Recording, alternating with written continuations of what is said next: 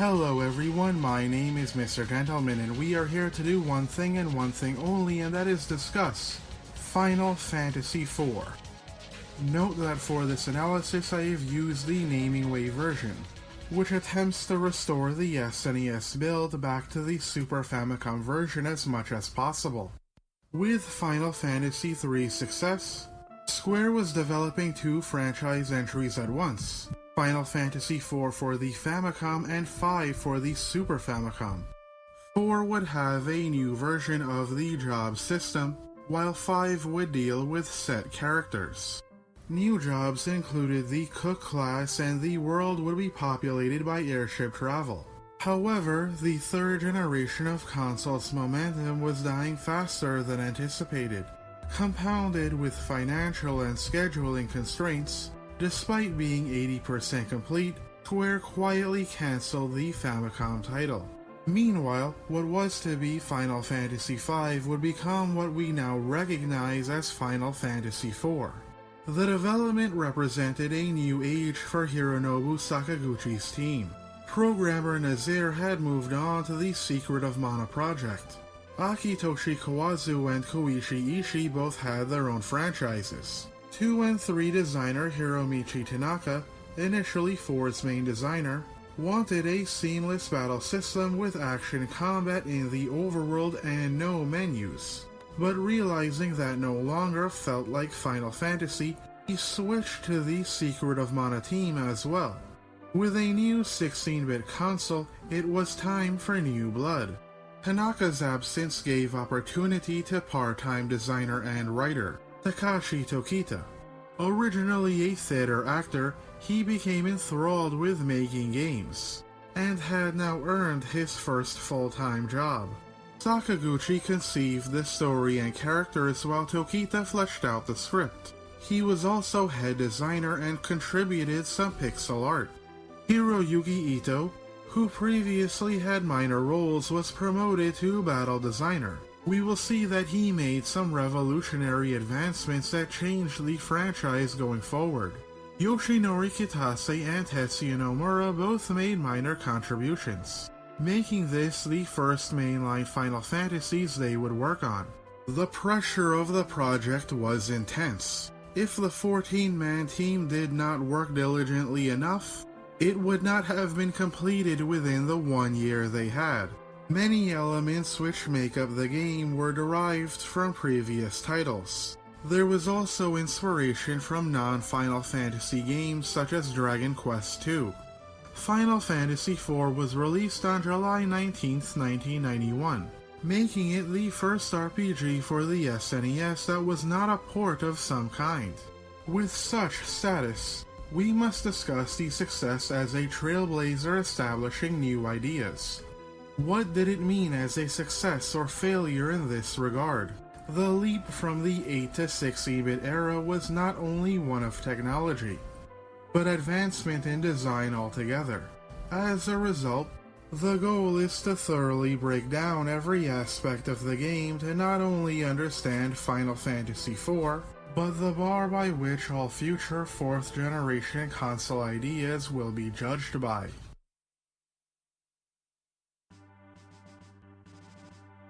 5 ships from the Barren Kingdom's Red Wing Squadron are depicted from a 3/4 down angle, utilizing an extreme wide shot with the Red Wing leitmotif playing in the background. The moment is seared in the minds of many, and for good reason. Sakaguchi used the 4th generation technology to create a new kind of cutscene, one that allowed for more sophisticated direction. Even the best NES cutscenes were in the form of relatively flatter 2D imagery that were not done in-engine. The aforementioned choices create an intense weight and gravity. The overpowering portrayal of airships tells us that this is an age of man, their technology, and the power it has brought them. The SNES was now capable of fielding a larger array of sprites to allow for increased expressiveness. As a result, this allows the black-clad Dark Knight Cecil to lower his head to convey his doubt and inner conflict. This helped to deepen the character's degree of expressiveness. They also assisted in slowing the pacing, allowing scenes time to build up their intensity. Such sprite usage set the standard for 90s storytelling. Their articulation did have its limits, however. The same sprite was often used to represent multiple expressions depending on context. But I consider this a testament to the creativity of the era's developers, as they managed to do so much with so little. The forceful acquisition of Mysidius Crystal is a rather different way of establishing an RPG protagonist, both in gaming up until then and even afterwards. Rather than an everyman or a righteous rebel, we witness him committing a terrible atrocity. The crew exhibit unease upon the sudden monster attacks, beginning a sense of foreboding that surrounds the question of what is truly happening in the world throughout the game. The rising monster population is an old trope, but the weight and intensity lent by the music, the dialogue, and the tension from the Red Wing's previous actions allow the ominousness it is supposed to convey feel fresh once more. Final Fantasy IV introduced more complex, interpersonal conversations and cutscenes to gaming. Conversations in 8-bit games were limited in how much could be said. The writing also often lacked a level of sophistication, but increased memory allowed for truly fleshed out and elaborate exchanges. It was not the first to attempt to have more nuanced dialogue and discussion that revealed personality, but it did take it to a whole new level. Narratives in early RPGs could often go hours without a story beat, but here, it is more constant with reduced sparseness. Tokita believed that it was the first to have real drama and an in-depth plot, and while that's a loaded statement that I don't fully agree with, I will concede it was the first to have this level of interpersonal drama. Cecil attempts to defend his actions. He brought peace, freedom, safety, and security to his empire. But it is clear that he's attempting to convince himself more than anything else. That level of character subtlety was new to gaming. We can read into his dialogue and expressions, interpret his tone of voice, and understand what it is the character truly feels. On top of that is Sakaguchi's use of choreography. Sprite movement, while making strides by the end of the 8-bit era, truly here could be used to communicate visual storytelling. Cecil leaving, then turning shows him changing his mind and building courage. As he is deposed from his rank, Cecil steps forward, and we the player can interpret that as his sudden shock and outrage. This moment attempts to show him attempting to reach his father figure, only to be held back. The result brings Cecil's verbal and moral defeat to life. Further scenes use this to great effect, whether it be the siege on Fabul Castle, Rosa's rescue, or the dialogueless, purely visual comedy between Edge and Cid. Final Fantasy IV in totality is the story of a character and journey of one man, Cecil Harvey, who did everything out of loyalty and is only repaid with his world falling apart. Worthy of commendation is how concise the story is. Due to minimalistic writing, delivering a lot of value in as few words as possible, we are conveyed his livelihood, change in status quo, backstory in which the king raised him as if he were his own son, and inner conflict in succinct time without any of their weight having been lost on us. Certain modern games have been a little too long-winded, over-explained, and unsubtle, losing a sense of sophistication. The dialogue's immediacy came from the fact that the original script was much longer, but needed to be reduced to a quarter of its length due to space limitations. Tokita made sure only unnecessary dialogue was cut rather than story, though he believes certain concepts could have been fleshed out more. We will mention a few occasions where this may have been true. Regardless, the resulting product was a tight script where every word had to count, and necessitated subtlety to allow for certain things to be inferred. Final Fantasy IV is an adult story, not in an edgy way, but in that this is a drama about actual adults. In an era before everyone mistook teenage demographic for needing teenage characters, Cecil is conveyed as an adult and a combat veteran. The focus is on the inner lives of adults who work out their issues. We also get a sense of what they enjoy as individual people. I like how Cecil and Kain both enjoy hunting monsters and are actively competitive, even daring and challenging each other. In a way, this game could not be made today. In certain titles, characters come off less as people and more as automatons for plot and emotional beats. Additionally, both begin at level 10 as opposed to 1, the first instance of gameplay story synergy, as it represents their battle-hardened status. While 4 returns to the second game's use of set characters rather than blank slates, as we have seen and will see, a larger emphasis is placed on backstory which motivates the characters' journeys. According to Tokita, Dragon Quest II was an inspiration for this. Each character's class are based on the ones from Final Fantasy III, but they are now more integrated into the plot and said backstory. The SNES allowed artist Yoshitaka Amano to make more elaborate designs, which could be integrated into a video game more easily. He used the traditional appearance of classes and individualized them for the character. The result are art and sprites which represent both personal identity and in-world class. Many games fail to strike the balance. Leaning so far into individualization, their wardrobe loses a sense of what they're supposed to be. For Cecil, there is an element analogous to Marvel's supervillain Doctor Doom. When described by Stan Lee, he notes the iconic costume mirrors how he feels about himself, a hardened exterior binding a man with a damaged soul. Cecil, Kain, and later the villain Golbez, we see almost completely conceal themselves, hiding their damaged personalities. The masks often conceal their eyes, said to be the windows to the soul, not allowing us eye contact to see what their countenance says about them, symbolizing how they lack any intimate connection with the world. Going even further, Sakaguchi and Tokita used the job's gameplay to exhibit character. Previously, class differences were generally stat-based with occasional unique skills. 4 began to ask, what is it that these classes could do? The Dark Knights were originally ninjas, Dark Masters of the Katana, who oddly could heal, but 4 recontextualizes them as shadowy medieval knights. In place of healing is the Dark Wave, a powerful multi-striking attack which drains the user's HP. The attack reflects Cecil's persona, a great but dark power, one with which he is only harming himself.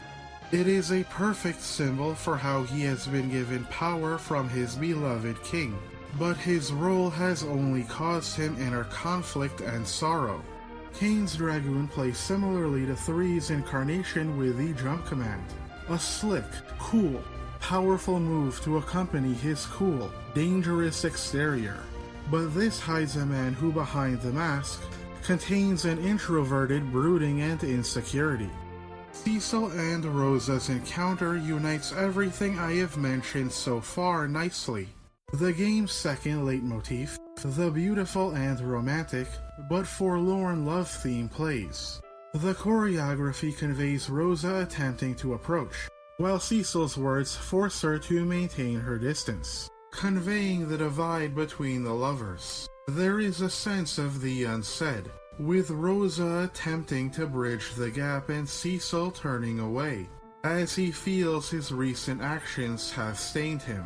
Cecil's black-clad armor clashes with Rosa's lighter-colored, freer appearance, The Dark Knight's self-affliction is the antithesis to her role as a healer, symbolizing their current incompatibility. The scene is a short but effective showing of the ideas that will permeate the game. Upon reaching the map, the overworld theme lands and it is beautiful. It describes an expedition with character transformations that are long-term and constant, fitting for Cecil. Whereas Uematsu came into his own with 3 soundtrack, the Red Wing, Love, and Overworld themes shows he has become inspired in his creations. Each do not just convey how to feel, but are integral parts of the storytelling. They imbue on the player the narrative ideas the director and composer wanted you to experience. Though this was not without effort, as the soundtrack was a difficult process of trial and error. The staff often slept in Square's headquarters with constant work going on. The fruit of their labor, however, resulted in the soundtrack becoming a hit with countless arrangements and remixes. The theme of love has even been used within Japanese music classes within the school curriculum. Final Fantasy generally has mediocre NPC dialogue. While 4 is no paragon of the genre, it perhaps has the best in the numbered franchise. The opinions differ on the king's actions. The different sects from the infantry, black mages, white mages, Mysidian prisoners, and Cid's engineers all have their own views on current events. Of particular note are the Red Wings, who are dealing with the post-traumatic stress, each in their own individualized, personal ways. The town NPCs generally convey what is going on in the world well enough to warrant talking to them, and on occasion they will even have dialogue that changes.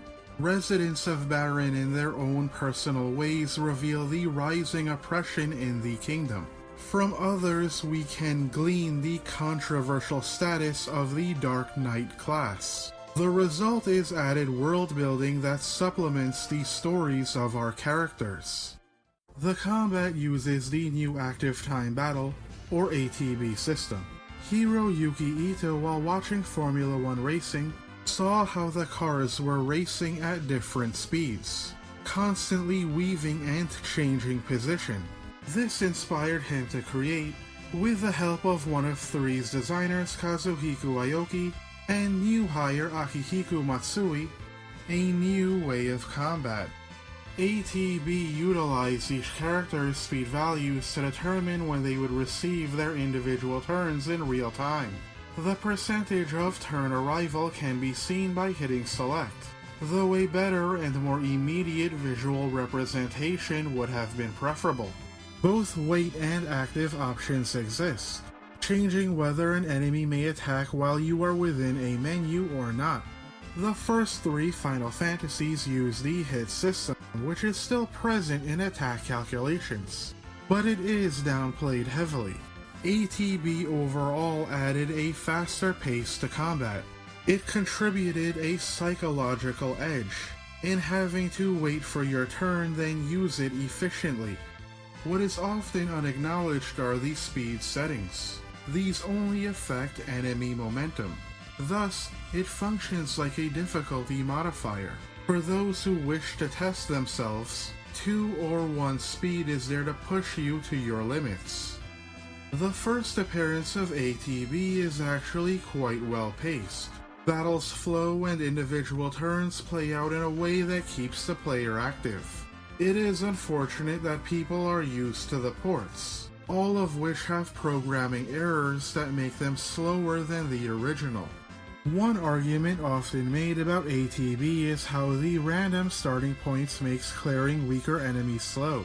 Quite frankly, they are correct. When you simply wish to plow through enemies, the wait can be somewhat irritating. But overall, it is an interesting and fun system that adds a new dynamic to turn-based battles, one that will be used in numerous ways in the future. ATB also began the other half of what I believe made console-style RPGs unique.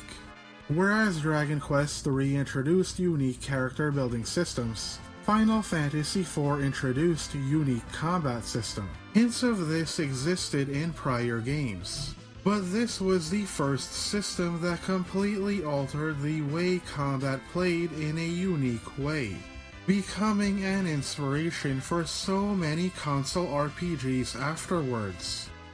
A great number of quality of life upgrades populate the game. The optimization, faster menus, skippable text boxes, and comparatively faster walk speed are great.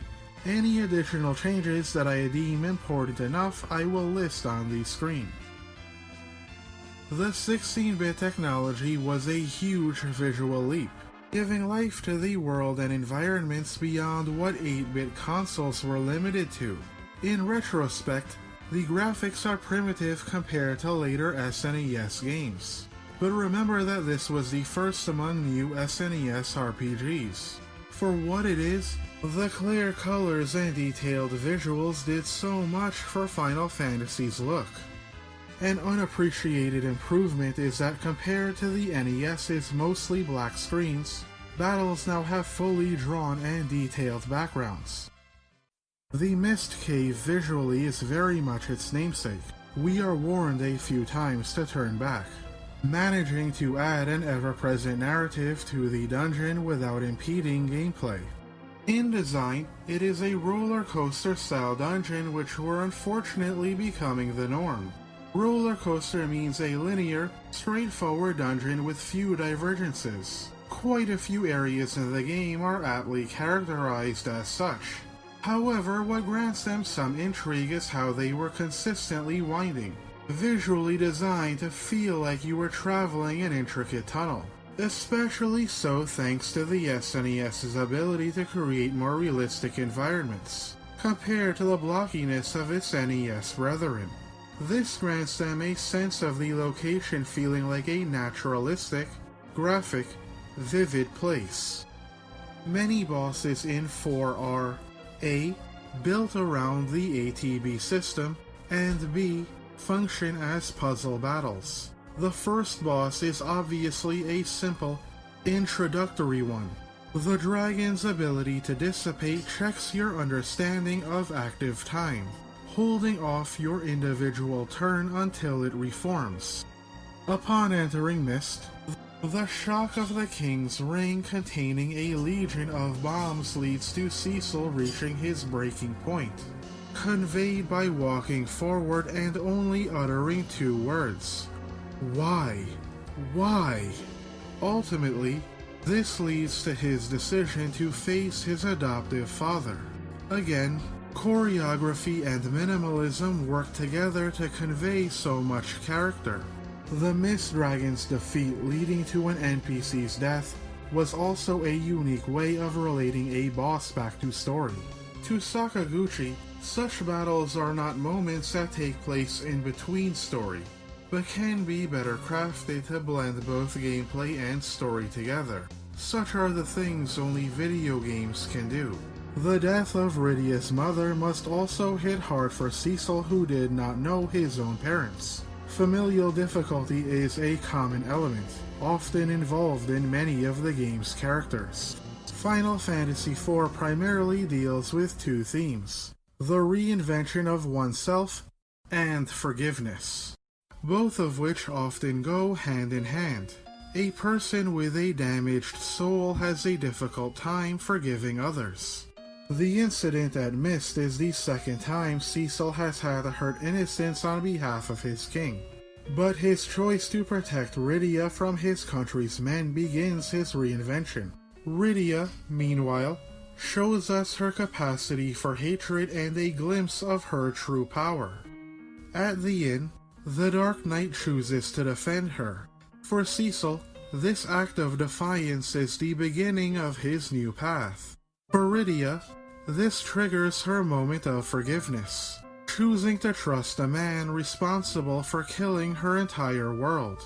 Her reinvention arc is centered on her traumatic experience with her burning village. Her gameplay story synergy is in that she can learn ice and thunder, but cannot learn fire. Rydia is of the summoner class, though by 3 standards, she's kind of a junior sage. On the subject of magic, mages now learn all spells by level. I admit I miss the system of purchasing and customizing of previous titles, as they felt more RPG in nature, but the basic system here functions well enough. Worth mentioning is how amazing the magic animations look, as Final Fantasy was the first game to utilize Mode 7 technology, allowing them to have that level of quality. The town NPCs precede the story of Tella searching for his daughter. There are rumors of the nature of the dungeon's boss. Said whispers, as we will see, are only a shadow of the truth, which really makes the dialogue quite realistic.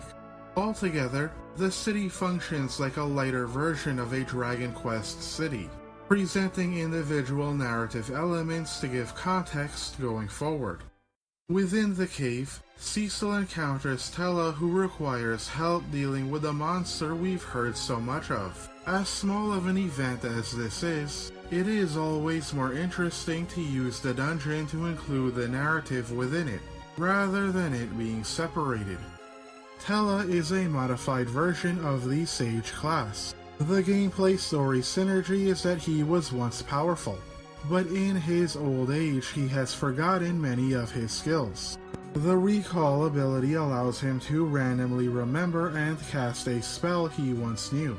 Age is also reflected in his low speed as well as low MP. Later, even after he remembers his abilities, he never truly has enough MP to make proper use of them. Final Fantasy IV's entire gameplay crux is that it giveth and taketh away. You are given arranged teams and must work with the tools you have. Each time someone joins or leaves, it changes the dynamic. The enemy setups are specifically built around that group. Most encounters have solutions to deal with them, if you can only figure out how. In many ways, it's like a puzzle, having to figure out the synergy between the characters given to you and how they relate to the encounters in front of you. The concept may be anti-RPG by taking away your choice. Personally, I do prefer more freedom, but for what it's attempting to do, it executes it quite nicely. It is unfortunate that there are no complex character building mechanics to sink one's teeth into, as this game is somewhat of an anomaly among Final Fantasy titles. The Watery Pass, again, very roller coaster in style, once again manages to feel as if its trail is chaotic, taking you across so much terrain, high and low elevations, and even having to wade through the water. The depth of the caverns is impressive and immersive visually. This will also be used in a number of ways at a number of points. It also begins to introduce hidden wall passages, adding a little more complexity. The second boss, Octomammoth, plays into the rumors surrounding the cave. The battle is not built around the ATB system. Instead, it serves as more of a visual centerpiece, showing off Square's advancing technological capabilities.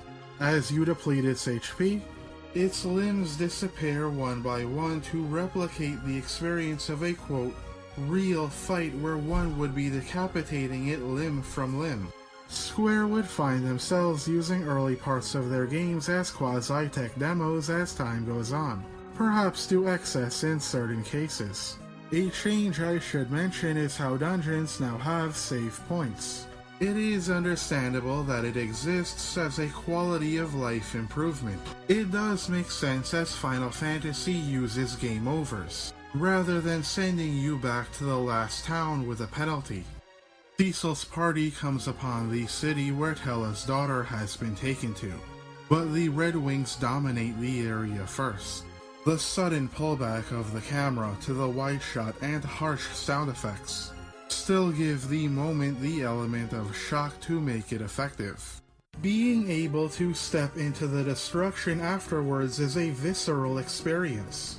The player is immediately able to confront the dying soldiers and wrecked castle. Tella unleashes his rage on the bard. The combination of all of the events is an explosion of emotion. Moments like these precisely work because the game holds back, not constantly relying on emotional beats and moments. The result is that when they do occur, they are allowed to shine because those emotions feel well paced and earned. We receive the famous translator joke, "You spoony bard," before his dying daughter tells him the truth. Tella gives into a kind of forgiveness. Or perhaps he simply forgets his grudge only to take on a new one against Golbez. Meanwhile, the bard is actually Damcient's prince, Edward. One particular rarely seen in 8-bit RPGs due to space limitations were meaningful interactions between party members not including the protagonist.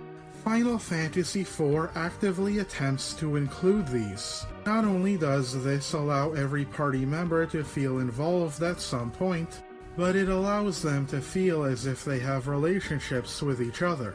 In this case, Rydia's harsh comments begin his process of transformation.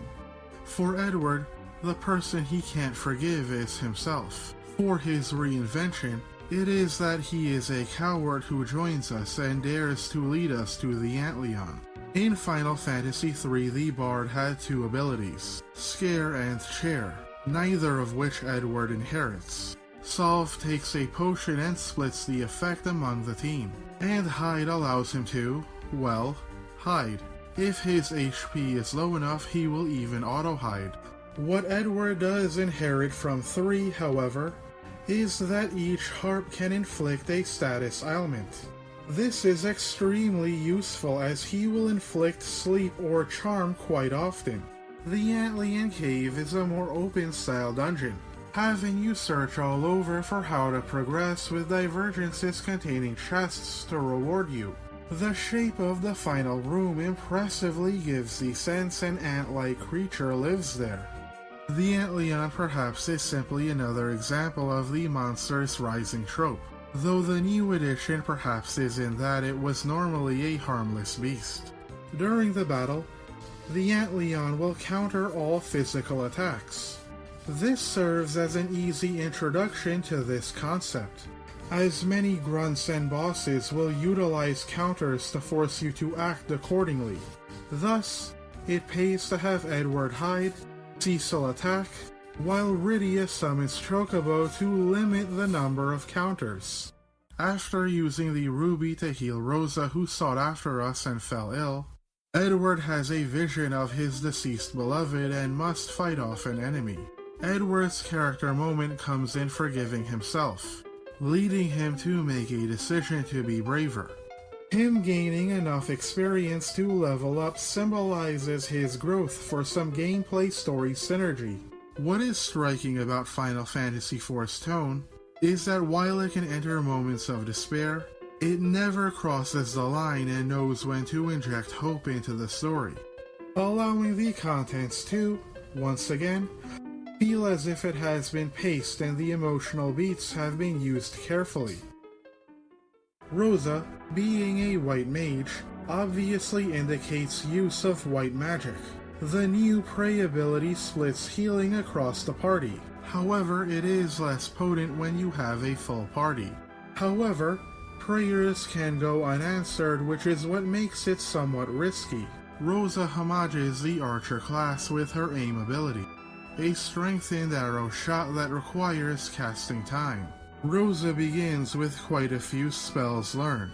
This makes sense as she is a veteran.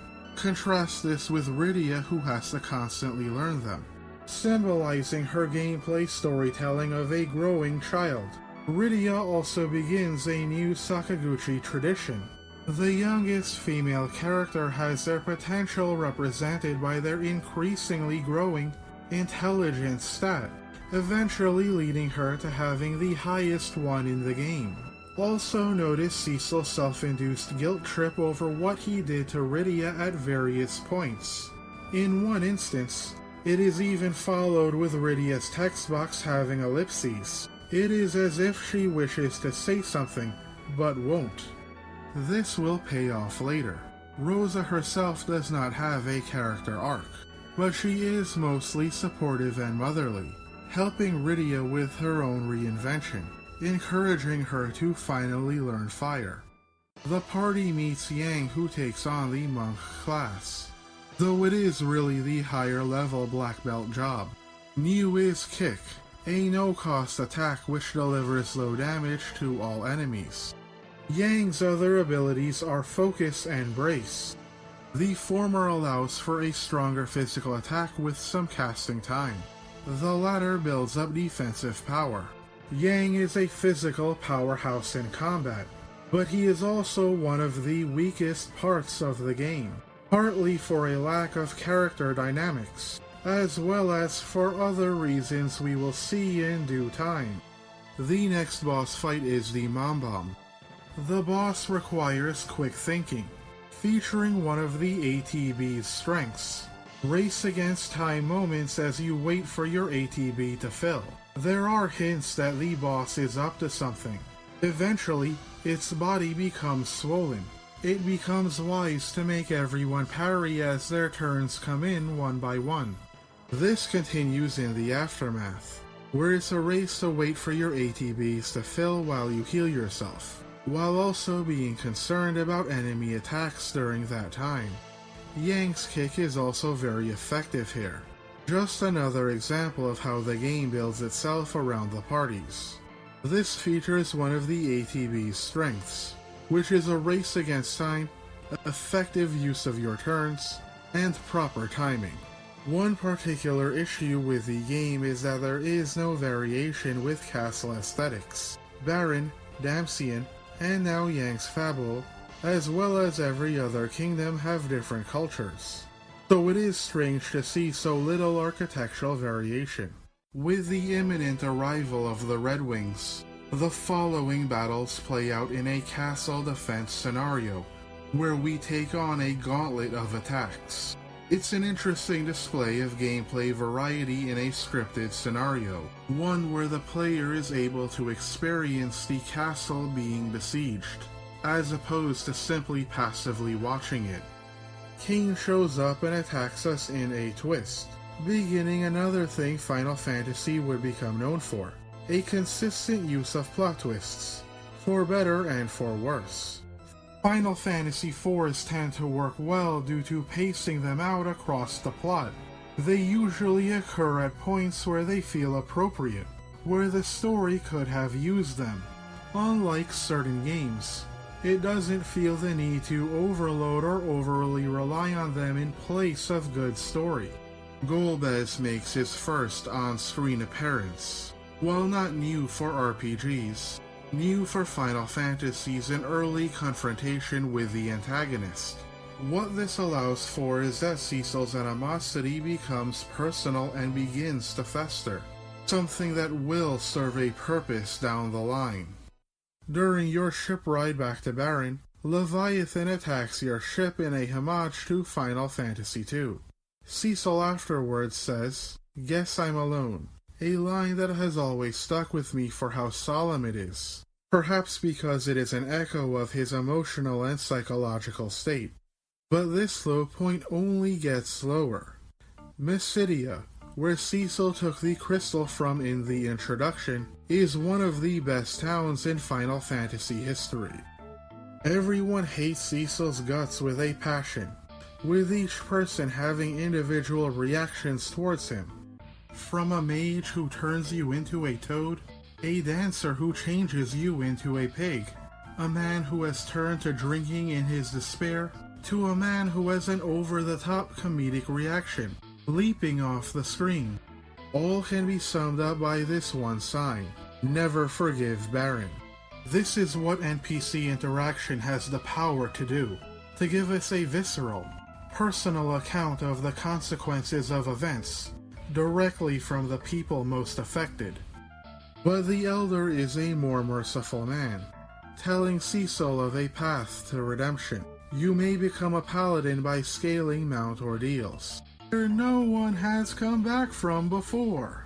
I greatly dislike the no one has come back trope. Come on, old man. If no one has ever come back, how did people become paladins in the past? And if it is that dangerous, then why are you sending 2 kids with me? Your chaperones are the twins, Palom and Porum. The cheekier Palom is a black mage. His boast ability boosts his intelligence stat. Porum is the very ladylike white mage. The exact nature of her cry ability has been up for debate. It was originally believed to make escaping easier, but apparently it makes stealing easier, even though you have no one on your team who can steal. Though its capabilities depend on which version you have.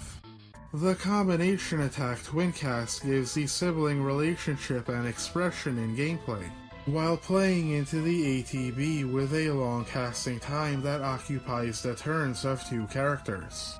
The aptly named Mount Ordeals is a lonely mountain, surrounded by trees for a profound presentation. We now come to one of the most well-crafted scenarios in the franchise, utilizing the dungeon, gameplay, and story to advance Cecil's reinvention. As you ascend the mountain, you find that most enemies are undead. Cecil up until now has been the physical powerhouse and the backbone of your team. Now, he is not as useful, for a dark sword can do nothing to face the powers of evil. In fact, the team function here puts him in more of a support role. Even Porum makes for a better damage dealer in certain situations. At certain times, Cecil is better off using potions for both defense and offense. Tello rejoins with his obsessive desire for vengeance. Whereas Cecil is on the path of redemption, he is moving in the opposite direction.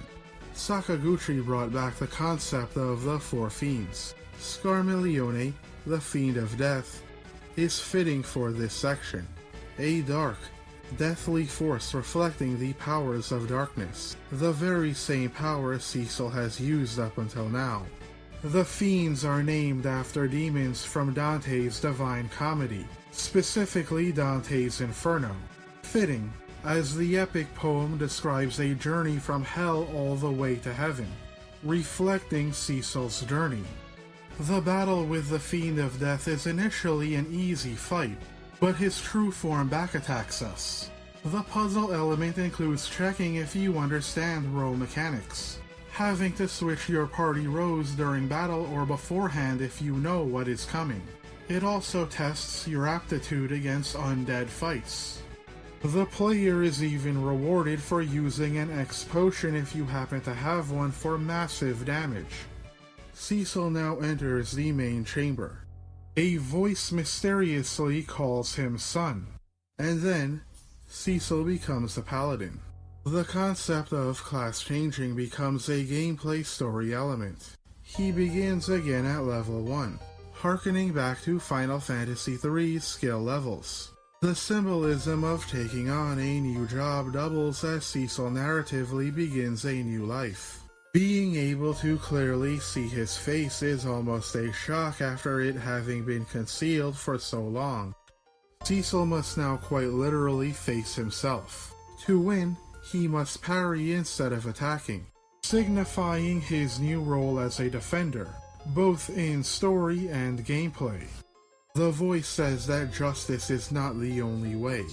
The creators stated that the 2 themes they were concerned with were darkness to light, as well as brute strength alone not being power. A large part of that is Cecil's more defensive and supportive cover ability. As with Final Fantasy III's Knight, he will automatically defend a low HP character, but new is that you can manually set him to constantly cover any party member. Cecil could not have reached the summit without the power of others. He had to learn to support them to win. It is as if he was already training towards the paladin job. Now, the gameplay story synergy has changed the way he plays to reflect his new persona. He has become a more strategic character, capable of defending those whose power is necessary to win the day. There is also a spiritual element to this game. The symbolic idea of a father calling down to his son, Cecil's new power being the father's spirit becoming a power of light, Despite being based on the knight class, the game specifically uses the term paladin, a holy knight known for noble virtue, the shedding of darkness to commit to a new life, the idea of the subjugation of the self, the four fiends being named after demons, and the game's themes of forgiveness. Classic Christian imagery and ideas have been utilized to give life to the story Sakaguchi and Tokita were trying to tell. Tella has also been granted all of his abilities as well as Medio. Perhaps he is being given an opportunity to see how well he will use that power.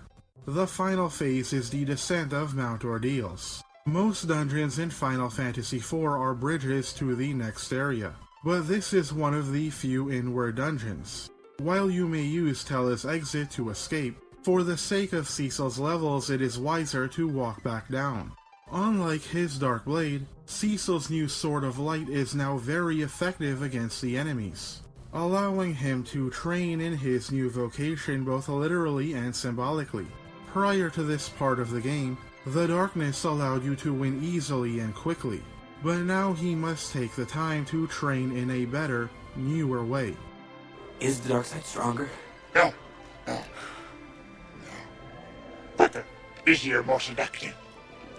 Losing Dark Wave and that immediate power also makes you, the player, miss the dark side a little, as if it were symbolically a kind of lingering temptation. But eventually, Cecil will become more powerful than he ever was, symbolizing that in the end, light, while it takes more time, is far more powerful. And this makes it, at least personally, like a walk of glory as the newly established paladin marches down the mountain. The entire arc of Mount Ordeals of going up, Cecil being less useful, and returning is brilliant design in terms of gameplay story synergy. The level of craftsmanship is a testament to both Sakaguchi and Tokita's level of thoughtfulness. It certainly should be noted by modern RPG developers. When you return, the use of changed dialogue caps off this arc. Many congratulate you, some see fate, some react in a comedic fashion, but one says that all of your problems don't go away easily, which we will see is fitting. The town leader has essentially forgiven Cecil, and now as a paladin, he must learn to forgive. Throughout the rest of the game, Cecil will have to learn to forgive 3 people: himself, Cain, and one other person we shall detail later. The Elder also tells of a prophecy, which we will also see has significance later. Ultimately, we return to Baron and find Yang is not dead. I'm sure this will be the only time the game does this.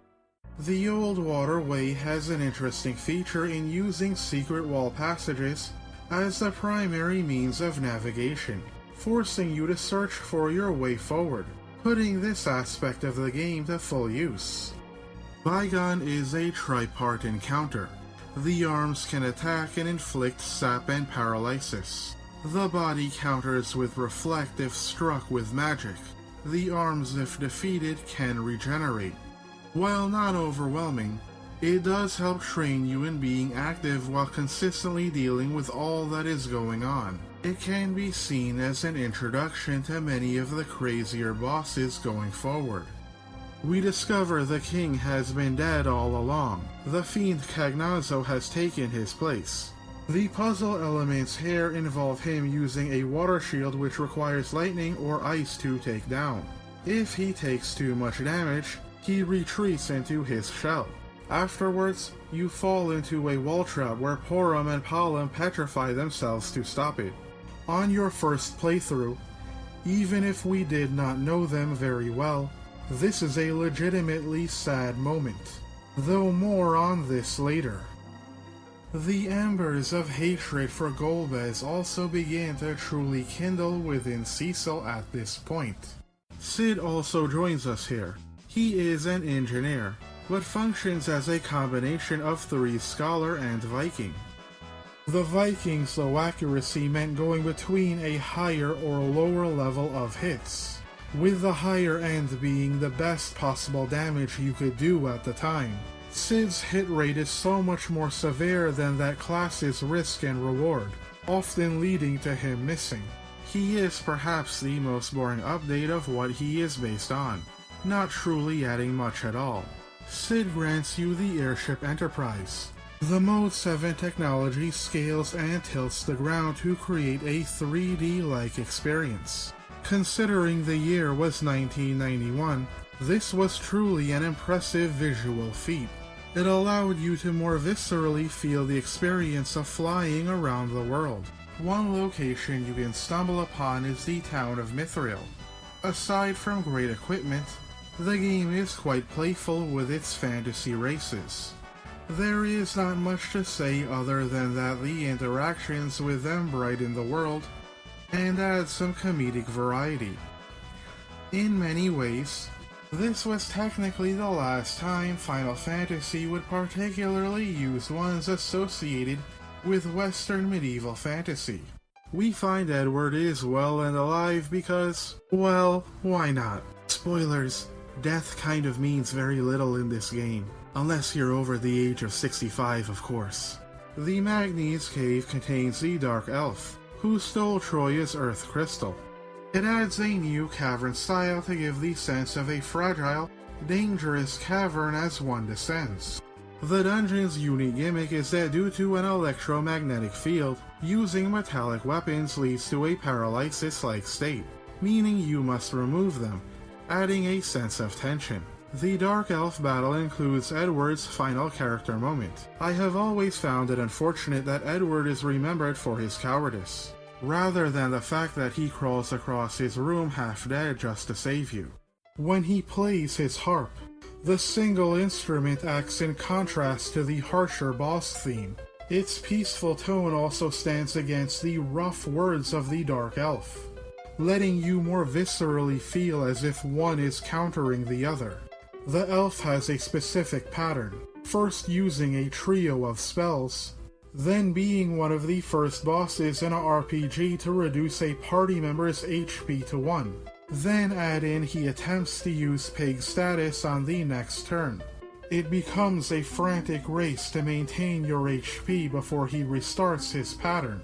The elf then transforms into the Dark Dragon, a sheer brute force enemy capable of wiping out your party.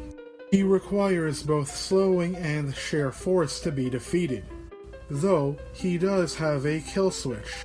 If you choose to target him with Tornado, he will automatically be reduced to critical HP. In exchange for the Earth Crystal, Golbez and Kain promise to return Rosa. We are brought to the first use of ancient high technology, the Tower of Zot. Many have wondered where exactly in the world the structure is located. After all, it is nowhere to be seen on the map. But considering you traverse upwards, the assumption is that it is a floating island. The Tower of Zot utilizes futuristic technology for a rather shocking change of pace, doubly so as we receive no lore about its history. As a child, going from medieval fantasy to this was a surprising experience. Design-wise, the game finally breaks somewhat free of the roller coaster style, with an increased amount of branching pathways for the more explorative player. The Mega Sisters is one of the most memorable puzzle fights of the game. Its deadliness was a testament among early RPG players. Their Delta attack comprises of Sandy casting Reflect on Cindy, Mindy bouncing a spell off of her to attack you, and Cindy reviving anyone who has died. The key is to slow them, giving you time to eliminate Cindy to remove the Reflect and Revival factors, allowing you to then systematically defeat the rest of them. The Mega Sisters, while perhaps not perplexing to the modern player, served back then as a skill check on not attacking indiscriminately, as well as choosing the right attack in certain situations while under the pressure of ATB. Tella's confrontation with Golbez works because of how unrelenting he is, casting every spell he knows despite not having the MP for it. Finally, he attempts to surpass his MP limits with his HP, thus allowing him to use Meteor, but ending his own life. The symbolism of taking the mechanics and matching them up with the character's metaphysical existence was an interesting and convincing way of depicting why it is Tella dies. The old man admits that he was consumed with anger. But now our paladin's desire for revenge has grown even further. Cecil finally reunites with Rosa for an intimate moment. There is a bit of a lost idea here you would never see in a modern Square RPG. Earlier, Cecil pushed Rosa away, knowing that there was a divide between them. People dealt with the riddle of themselves before cementing a relationship. Compare this to modern media. Often, the answer to the existential questions about life is treated as if it is love itself, as if a relationship will somehow solve our problems. Rosa now extends forgiveness to the now no longer mind-controlled Kane, despite his role in her kidnapping. Her actions shows how mending broken bonds are most powerfully repaired when coming from the aggrieved party. We face the next fiend, Barbaricia. Kane apparently has been at odds with her. I imagine that whatever quarrel they had, it was part of the cut script. Kane is allowed to play out a redemptive moment through gameplay, as the key to stopping her tornado is his jump attack. Immediately using the personal vendetta and the necessity of Kane's jump is a novel way to handle a scene of redemption. The player feels Kane working out his absolution rather than passively experiencing it. Rosa returns with a huge MP pool. We were severely limited before, so it is refreshing to have this much, adding an extra level of freedom in using combat abilities. Final Fantasy IV also has a secret. Rosa is the MVP of the game. She has both slow and haste. In previous games, this affected the hit system, reducing enemy hits and raising your own. Within the ATB system, they decrease and increase the turn speed respectively. There are no limits on how many times you can slow and haste, meaning she has the power to turn enemies into still vegetables. This makes Rosa into an utterly broken character, so much so that in Final Fantasy V, they separated slow and haste into an entirely other class, while also limiting slow's effect against the bosses. Playing on 1 or 2 speed, haste and slow are absolute necessities to simply manage the bosses to begin with. Kane now mentions the Dark Crystals. The concept returns from Final Fantasy III, though rather than split between 2 dimensions, they now exist between an upper and lower world. Ogart is a particularly fascinating location. Each NPC, as in a Dragon Quest title, give their own personal take on the lore of their dwarven heritage. It is a very good view of the inhabitants' culture and even their physiology. All of this makes their history fascinating to unravel. The scientists are studying the 2 moons. You may use the telescope to see them for yourself. A nice visual way to experience the world's lore. The sound of the magma key falling is a perfect example of a sound effect making something feel more memorable, heightening the power of that narrative moment. Final Fantasy IV continues the concept popular among many NES RPGs, which is using a second map to continue the story, this time in the form of an underground realm.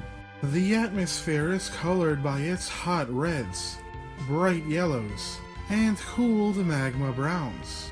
The dwarves return from previous titles for lally-ho action. The incident at the Dwarven Castle is one of the best segments in the game. It is absolutely David Lynch levels of surreal. What in the world is jumping around back there? We have these dancing dolls playing to this weird music? You fight them and what do they turn into? It looks like a nude Cabbage Patch doll. Once you win, you think it has to be over. When Golbez himself shows up, be sure to time Kane to say "see ya later guys." since Golbez will be wiping everyone out. But in a dramatic moment, an older Rydia appears with the rescue. The pronounced music represents the turning tide of battle. The fight is a desperate race to restore your allies while also maintaining the glass cannon Rydia so she can keep fighting. The narrative, music, and the concept of the boss fight make this feel as if you are playing out a dramatic scene from a movie. It is a testament to how story and gameplay can be combined to create playable situations. Afterwards, we see Cecil blames himself in front of her once more, but this allows the completion of Cecil and Rydia's arc.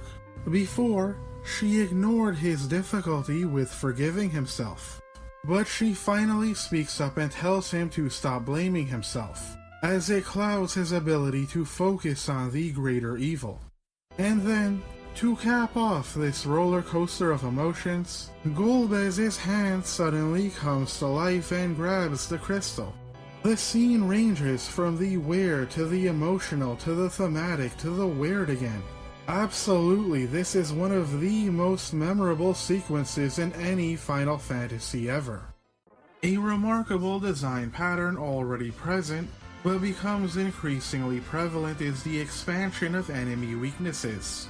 Even in the hardest areas, many are susceptible to Pig, Toad, Mini, Stop, or Hold, making battles more manageable. An example among unique favorites are how lightning on a grenade causes a chain reaction. Even simple preparation can lead to a great show of force. The level of enemy personality which arose among many NES RPG franchises also escalated here. Malboro's Bad Breath unleashes every status effect. Scanners counter with summoning an enemy. As previously mentioned, there are a unique array of counter enemies. The Bog Witches order their toads to, of course, toad you. The Flan Princesses change the music to berserk you. And of course, the Lil Killer reveals his lightning weaknesses. And if you take him up on his offer, it causes him to, murder your team. The sheer amount of these make many of the encounters special and unique. The plan is to infiltrate the Tower of Babel while the dwarves draw the enemy's attention. The tower, stretching from the underworld to the overworld, has lingered within people's memory. Design should not only be visually pleasing, but instead should aspire to be profound. Graphics may improve, but creating the sublime is a skill. When you do it, it adds a narrative weight to the location, allowing it to feel special long before you enter it. The more complex execution of the interior aesthetic Zot had used only adds to this. Using the exact same style is questionable, however, as it takes away from both dungeons. Because Babel is Golbez's headquarters, and due to its weightier narrative emphasis, it should have been the only one to use this approach. Once more, we do not learn the tower's lore. Again, this left so many to wonder who built it, when it was made, how it was made, and why didn't any of the nearby residents notice it being made. Though we have now learned via the DS remake that this lore was cut from the script. Luge and his robot Barnabas come off as a comedy fight. It actually has varying outcomes depending on who you defeat first and how long you take. Some with hilarious results. Regardless, you then face Luge's final form, which is a mostly harmless machine-type enemy. To stop the cannons, Yang sacrifices himself. I'm sure that is the last we'll see of him. Press G to pay respects. Sid swoops in for the save, but then sacrifices himself by leaping off and self-destructing. Wait, was that necessary? We have a mage over here who can summon Leviathan, and didn't we just have a tragic sacrifice?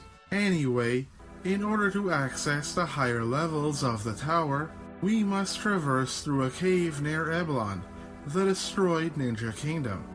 There is not much to say about Avalon Cave, but I will commend how clever the game can get with its hidden walls and chests. The kingdom's prince, Edge, ever so wisely uses fire on the Fiend of Fire. Great going, sir. It is impossible to not find Rubicant's honorable personality and daring.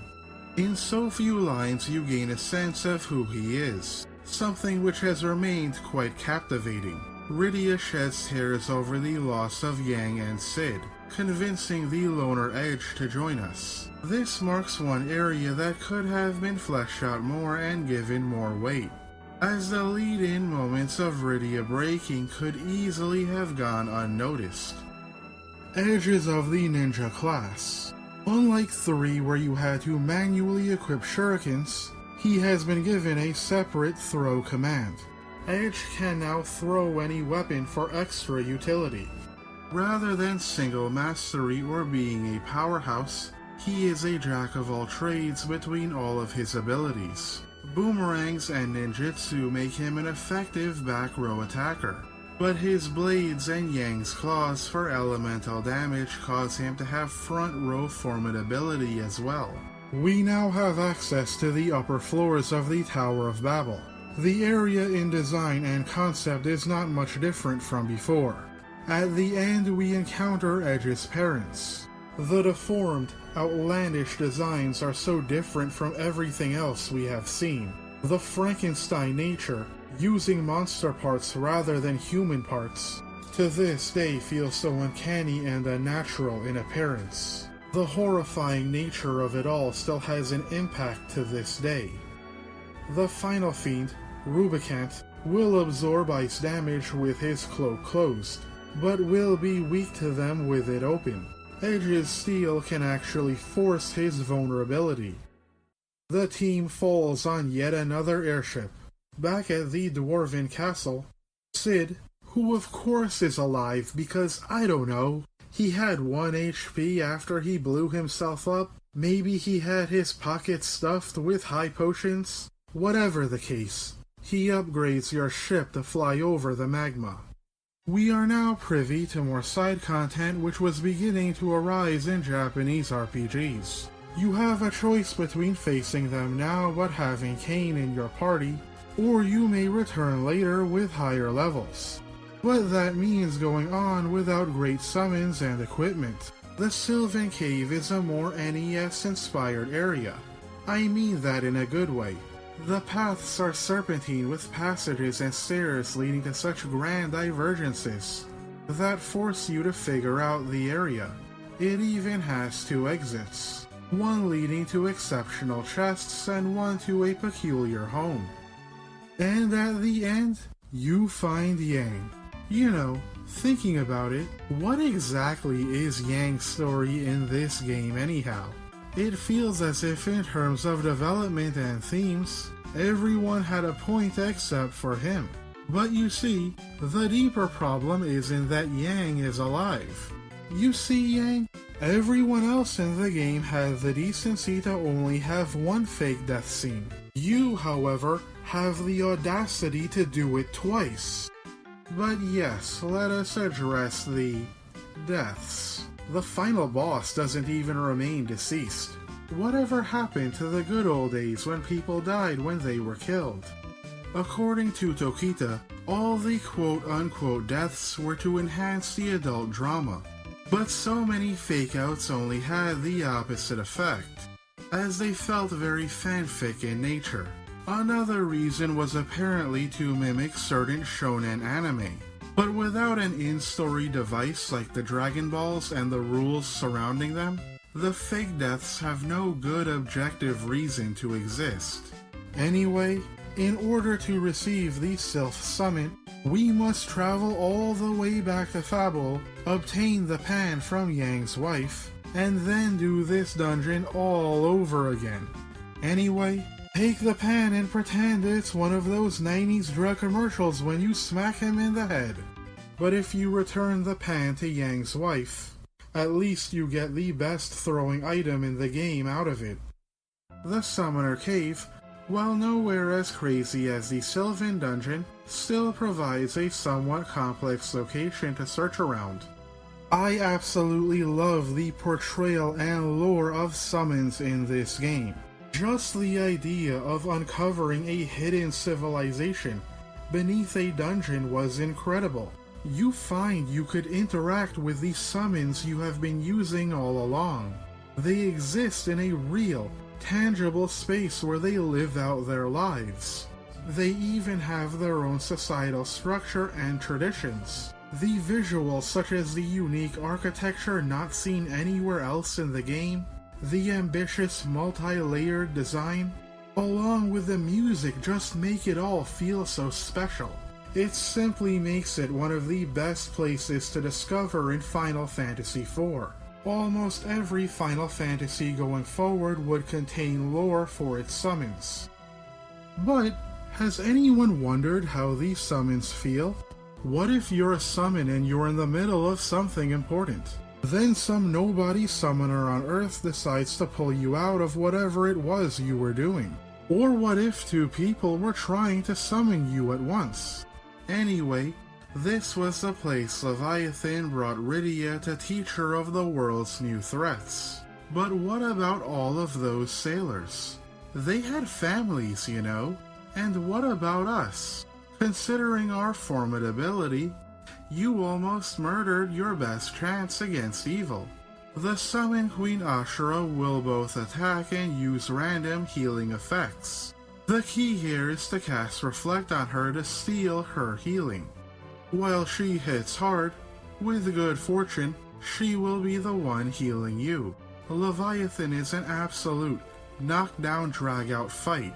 He will face you to indicate use of his powerful tidal wave, but he also has a host of other high-damaging moves. Even with his lightning weakness, this requires the use of all the debuffing, buffing, healing, and defensive maneuvers you've attained so far. The next dungeon has enemy doors hiding treasure. This is a very NES sort of thing. I mean that negatively. The doors are HP heavy enemies with instant death attacks. They are quite annoying to fight unless you know the trick to beating them. The wall is a legendary boss, and for good reason. For one, the visual of a giant living wall moving towards you is Sakaguchi's team showing off once more. If it manages to get close enough, it will crush your team with insta-kill attacks. You very much have to learn to use Rosa slow to keep it at bay, while using haste to speed up your own party members.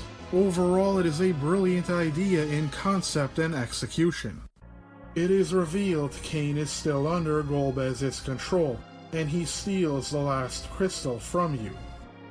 I am of two minds on this. On one hand, it is great for showing just how much darkness is in Kain's heart. On the other hand, using the same twist twice with the same character does feel a little cheap.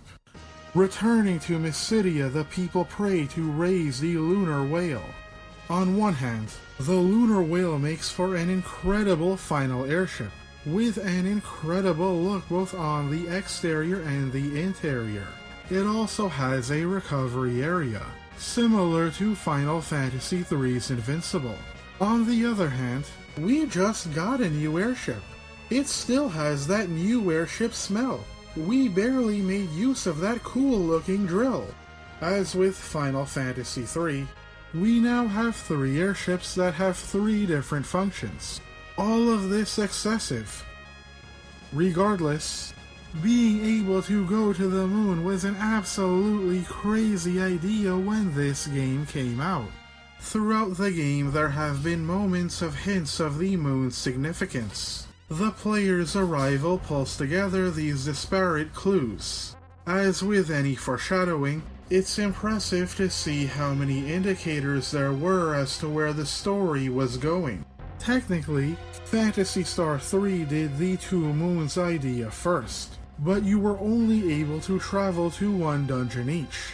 Here we are allowed to walk upon the moon's surface. The moon also very much has its own atmosphere, being stark, gray, and sparse. with this soundtrack playing this spacey, otherworldly music, fittingly feeling as if it comes from a combination of both absurd fantasy and science fiction.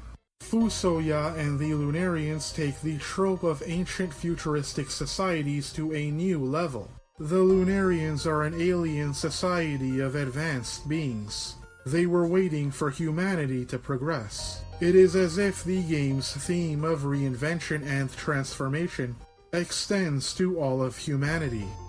We also see certain Final Fantasy tropes play out here, such as the early villain fake-out, as Golbez is actually mind-controlled by the Lunarian Zemus, who has the power to control beings with much darkness in their heart. Zemus is clearly a kind of Satan figure, and not just in that he is the Dark Lord of this game. Zemus does not act directly. He is sealed away in a realm far away from Earth, but he has the power to tempt humans and take advantage of them as pawns. He is a being who has betrayed his brethren who have come from the heavens, though in this case a metaphorical rather than spiritual heavens. Between how Cluia became Cecil's power and Zemus's operations, the Lunarians can be seen as a metaphor or stand-in for gods and supernatural beings. We also discover that Cecil's father was Cluia, a Lunarian.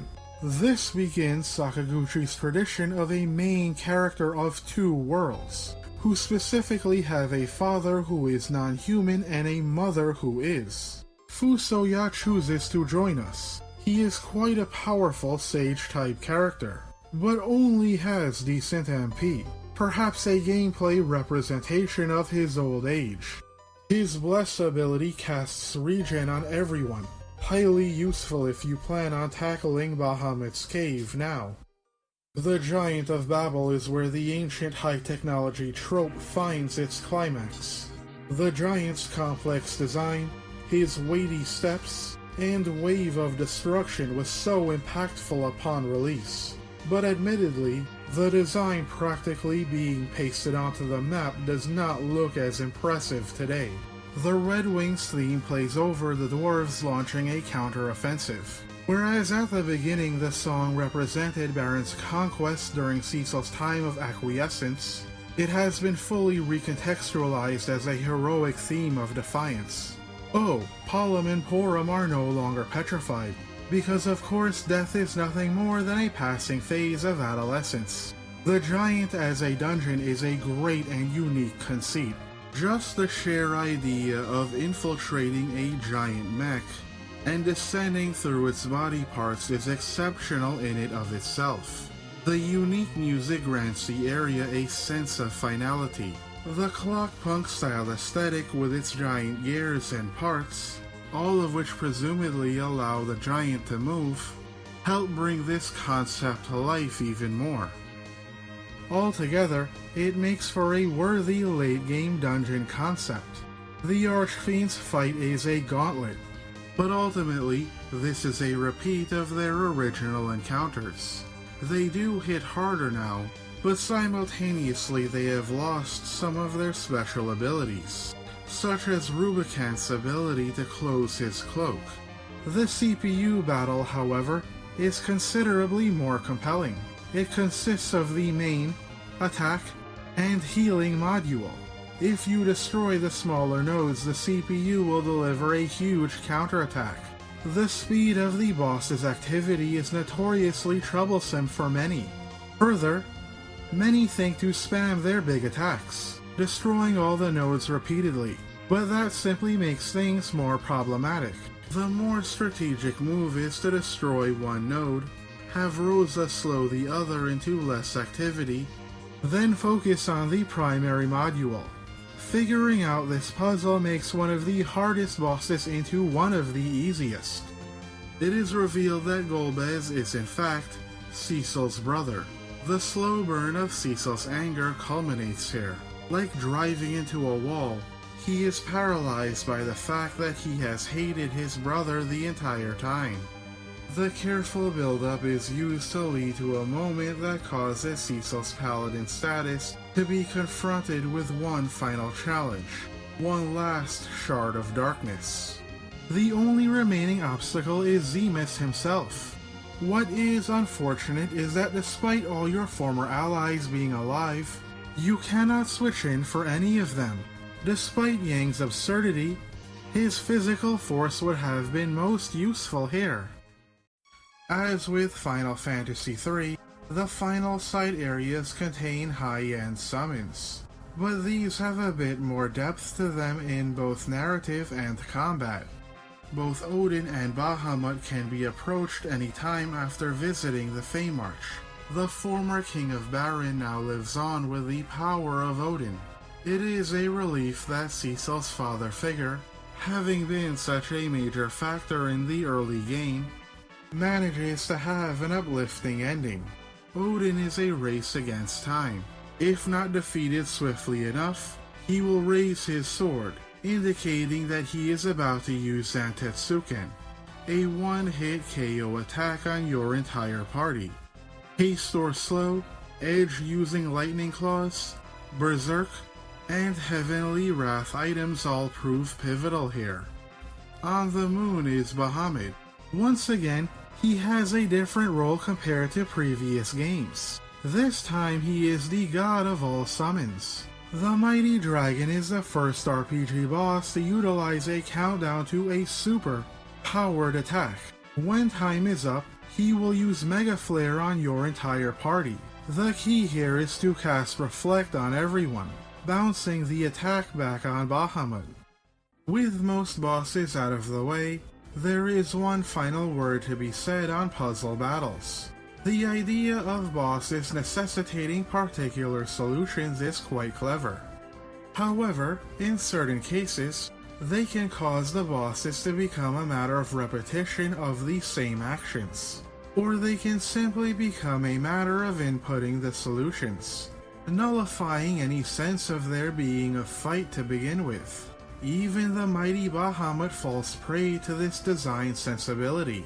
Thus, it's an issue of a boss being difficult the first time, but surprisingly simple on subsequent playthroughs.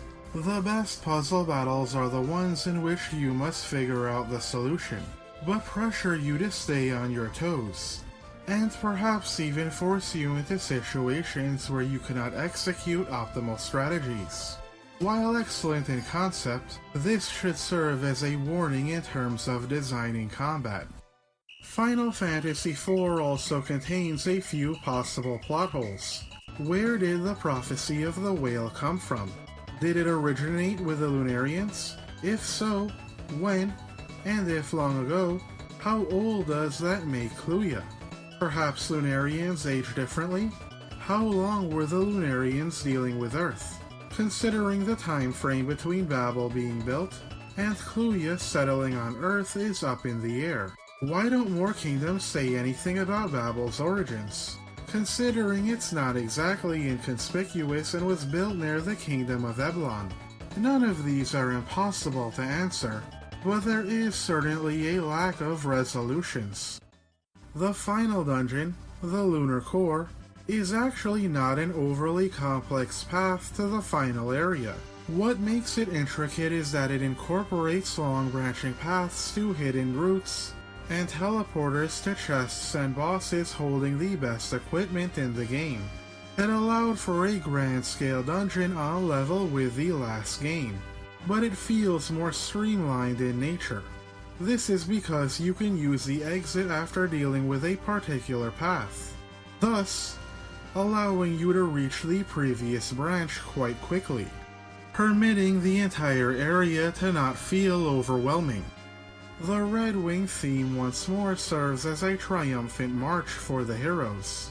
The visual design features a descent through distinctive caverns, with certain areas having multiple levels, truly making you feel as if you are descending lower and lower into this subterrane. Each boss is challenging in their own right. Behemoths are the ultimate counter-enemy, never attacking on their own, only reacting harshly to everything. The White Dragon counters all attacks with slow and magic with Earthquake. Dark Bahamut and Ogopogo are fiercer versions of previous fights. with the signature attacks being used more often. Plague is the ultimate race against time, with death casted on your entire party. As you can see, it is every boss concept you ran into before, but now turned up to 11. As you head down the final 4 floors, you can see the core, granting your descent an increasing sense of finality. The crystal aesthetic makes the place feel special, as the game treated it as a unique aspect of the crystal rooms, lending that same significance to this area. However, these floors do not have a save point, and contain mostly bosses with tens of thousands of HP. Honestly, it's better to simply ninja vanish. This is the last time a Final Fantasy final dungeon would be this brutal. While you could say they went too far in some places, I do miss this level of a final challenge. Both Golbez and Fusoya confront the final enemy. After what seems like his death, Zemus continues to magnify the Satan analog. In death, he becomes a completely spiritual enemy, an embodiment of cosmic hatred known as Zeromus, who will always be there to tempt humanity. The psychedelic background presents this as a transcendent battle against an unholy, spiritual opponent. Like Final Fantasy III, we receive an early example of the power of friendship to restore us for battle. Zeromus is quite the enemy. He is the final test of all that you have encountered. He will shake as a visual cue for his upcoming Big Bang attack, a devastating AoE he will perform quite often. He counters all magic with Flare or Bio. This includes Slow, forcing you to be more careful with it. A new twist is his Black Hole, which nullifies all buffs. His constant, overwhelming bombardments forces you to make the best use of everyone's abilities, all while under the pressure of ATB. Fusoya and the Lunarians decide to leave. Golbez, who feels guilty, goes with them as he begins his own transformative journey. Everyone encourages Cecil to give one final goodbye. This is the culmination of Cecil's story. One final act of forgiveness and acceptance despite all Golbez has done. Becoming a paladin was a new beginning, and this is his final test. A final milestone before he becomes king. In the ending, everyone is restored or ascended to their rightful roles. Standing out is Kain, who stands upon Mount Ordeals. Whereas many characters go through a transformative process, Kain's story was about realizing just how dark his heart was. His mask has now been removed, but we do not see his face, symbolizing his process has just begun. The epilogue musical track integrates the overworld theme, the overture, the theme of love, and the main theme, but all rescored to be more climactic. A nostalgic sense runs through it, as it asks us to recall the long journey the original tracks played over as we are about to close.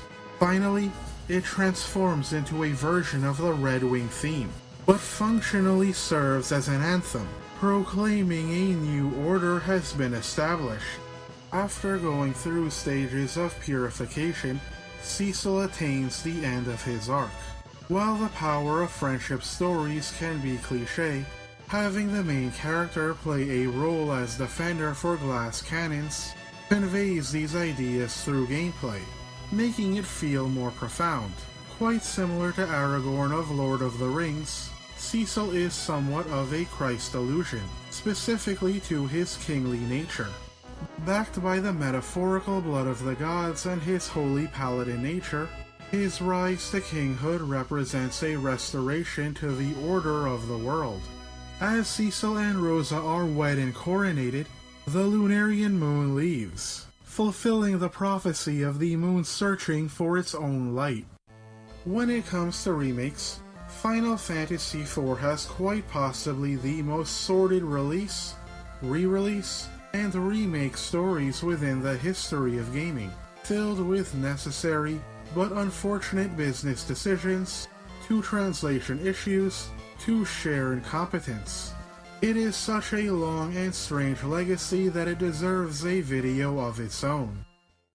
Final Fantasy IV is a remarkable game historically. Cecil's character above all else allowed the game to stand the test of time. I still believe he is the single best protagonist in the franchise due to his execution. Anyone can conceive a story of darkness to light, but not so many can craft the weight, sophistication, pacing, and drama. The game set a new standard with its presentation of said writing, new combat system, boss design, gameplay story synergy, and more. Whether we realize it or not, in every aspect of design, this is the measure by which we judge all SNES titles. The best use the design elements first introduced in Final Fantasy IV, but improve on them to surpass it. Or, they fail to utilize the advancements and thus appear too NES RPG in design. Hence why it was necessary for this video to be so long and thorough. Hence why it was necessary for this video to be so thorough and extensive. In fact, there are many modern titles which have forgotten this game's lessons. All of this, of course, is thanks to a rising era of developers, most notably Tokita and Ito, who would play a large part in Square's future. It goes without saying, but all of this makes Final Fantasy IV Platinum Award worthy. Of course, it has its failings in character building mechanics, certain aspects of dungeon design, and certain narrative moments could have been paced even slower. However, some complain the story is too simple for not including 10 million plot twists. But strong storytelling will always trump attempting to replace it with twists. While great story and many twists obviously can be synonymous, that is not always the case. You can only surprise a person once, but great storytelling remains forever. I hope that you enjoyed this video. I ask that you subscribe, like, comment, and share for the algorithm lords. If you would like to support the channel for as low as $1 a month, you may do so on my Patreon or by joining the channel.